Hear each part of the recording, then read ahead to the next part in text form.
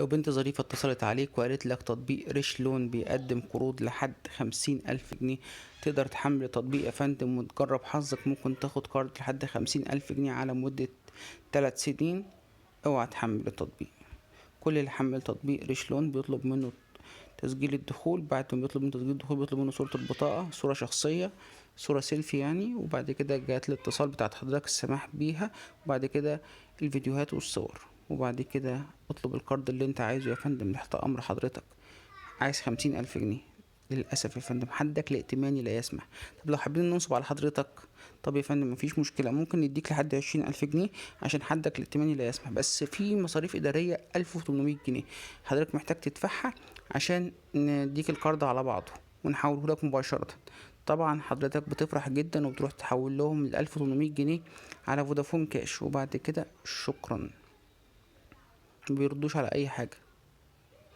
كل اللي حمل تطبيقات القروض الشخصية في مصر يعني اتظلم ظلم عظيم جدا، وبالذات البنات، لان هم بياخدوا الصور يبيعوها لتطبيقات الشات، اللي هو عشان تكلم بنت على تطبيق الشات لازم تدفع اشتراك، فبنبعت لك صورة ونجر رجلك بصورة تانية ثم فيديو سيلفي، حاجات زي كده. يبقى بياناتك الشخصية بتتباع، وممكن ابنك او جوزك او خطيبك بعد كده يشوفك على موجودة صورك على تطبيق شات كان بيدفع فيه اشتراك عشان يتكلم بنات.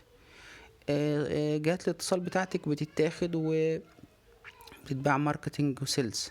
طيب ممكن يبتزوكي بقى اخر حاجة ويقولك حضرتك انتي ما دفعتش القرض. لو هم ادوكي مثلا قرض ب300 جنيه وعايزين منك 580 جنيه، ما دفعتش القرض ومحتاجين تدفعي القرض، يا اما هنبعت الصور لمديرينك في الشغل، لاهلك، لنسايبك، لي وبيركبوا عليها صور جنسية. لو ما كنتيش تعرفي كل المعلومات دي وعرفتيها مني، شير ولايك وسبسكرايب للبنات بالذات، عشان هم اكتر ناس بتقع ضحية في تطبيقات القروض الشخصية في مصر.